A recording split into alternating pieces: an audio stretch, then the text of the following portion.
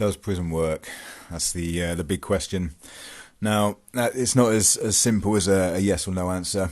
Um, if somebody had come to me in the first few couple of weeks of my sentence, I got 4 years for robbery back in 2000, and I was sent to Exeter prison, and I hated it. And if someone had come to me in those first 2 weeks, and they just knocked on the door and kind of said to me, "We're going to let you out now if you never offend again," I would have bitten their hand off, and I would have never committed another crime again. That short, sharp shock of prison would have straightened me out. But the way it went was that after spending the 2 years in prison, I was back within a month, back in custody again. So, just looking up some stats and things here online, it says that one of the stats I saw was that I keep saying it. It's 2/3 of people end up in prison within 2 years. This stat I just saw said 75% of people who leave custody end up back in prison within a year. 75% of people end up back in prison within a year. That's an insane amount of stats. So I quickly went on to the Prison Reform Trust just to kind of look for some stats to back this up. And I found some from 2018. It says here, many are released from prison only to return there shortly after. Nearly half of adults, 48%, are reconvicted of another crime within 1 year of release.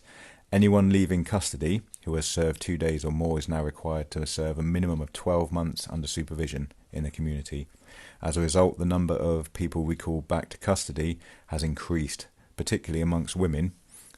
It says here 8,927 people were serving a sentence of less than 12 months were recalled back to prison in the year ending December 2018. So, yeah, that's a huge number. So anywhere between half and 75% of people are coming back to prison within a year. That's insane. And more within women now. I'm going to do a video soon on the sort of the difference between men and women prisons in the UK, because there is a marked difference between them. But it's quite troubling that obviously that stat's increasing. Women going back to prison now. There's amongst the prison estate in the UK, there's far less women in prison than there are men.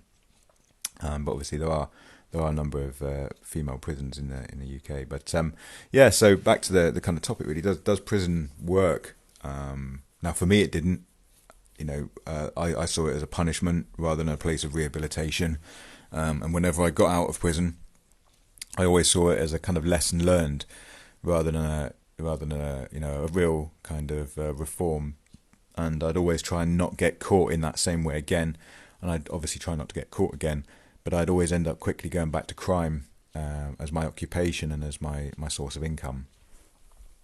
Now, other people I know plenty of people who have only ever done one sentence and then got out and lived a straight life, not gone back to crime.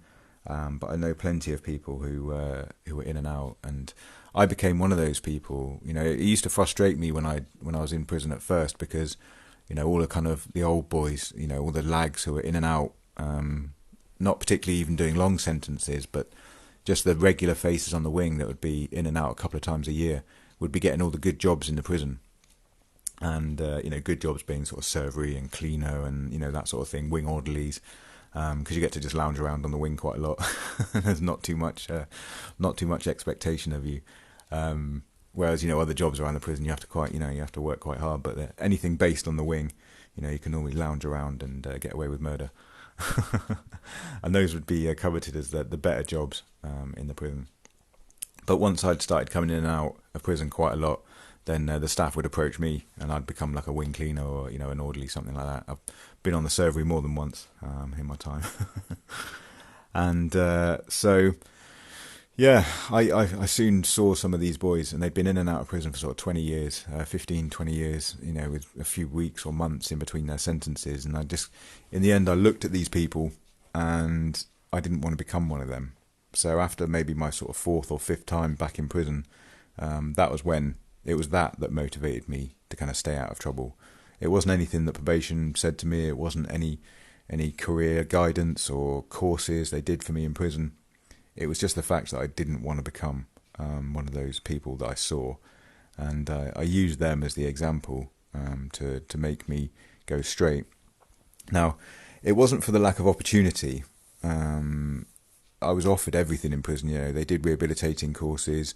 They did some cognitive behaviour courses. They gave me the tools, and for parole, I jumped through all the hoops and said all the right things.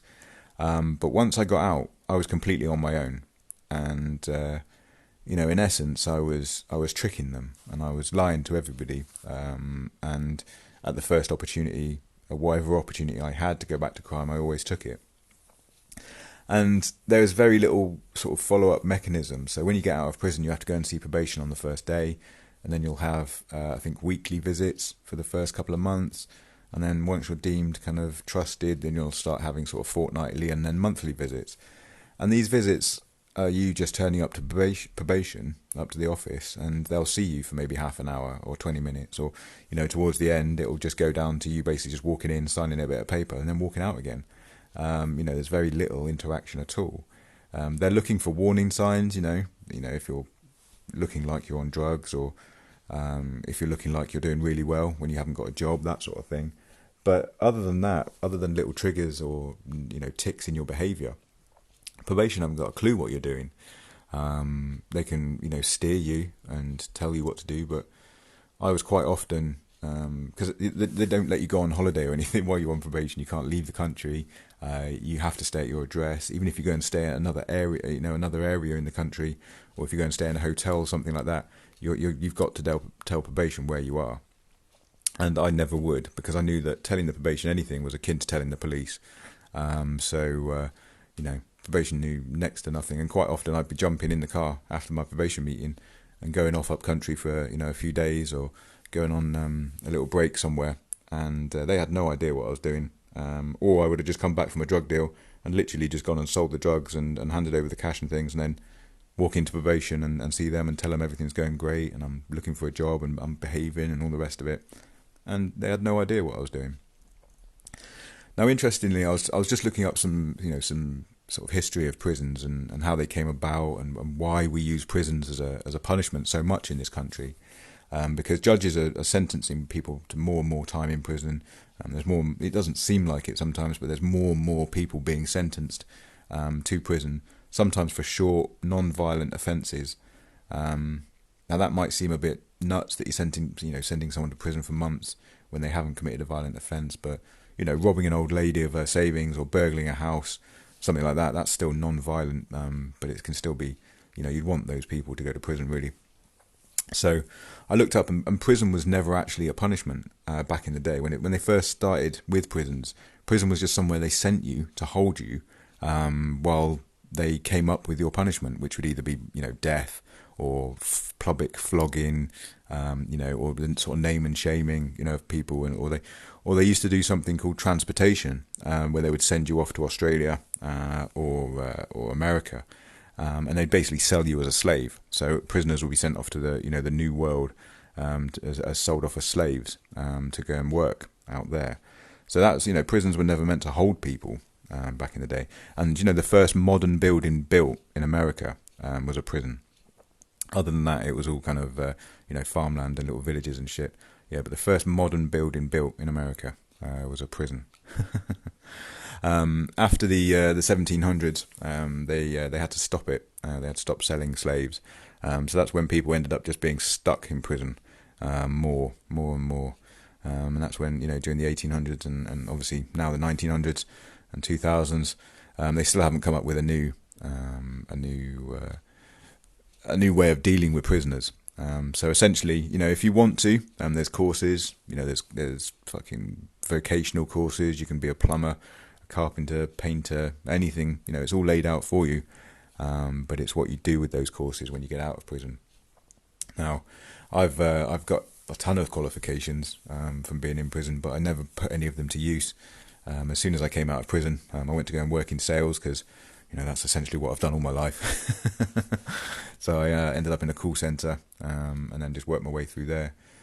So that's eventually what rehabilitated me in the end. Is when I came out of prison, I just sat back, cut everybody out of my life that was criminally minded, and just tried to live the best straight-going life possible.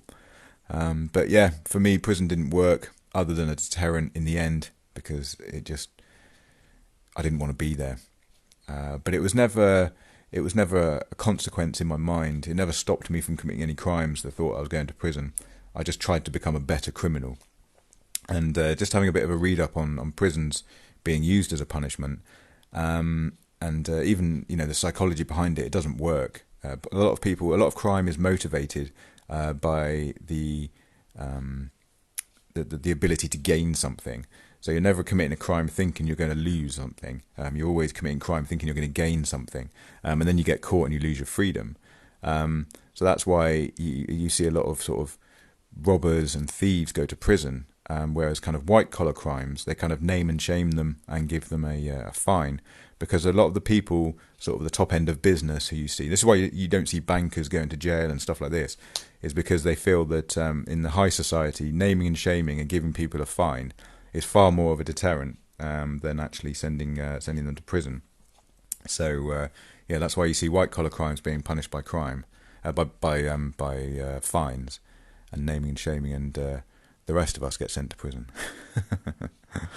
So yeah, thank you very much for listening. Hopefully I'll keep making these videos, and subscribe. We keep pushing on through the subscribers now, so that's going really well. Thank you very much. Share these videos with your friend as well. Send a little video to your friend and go, have you listened to this guy?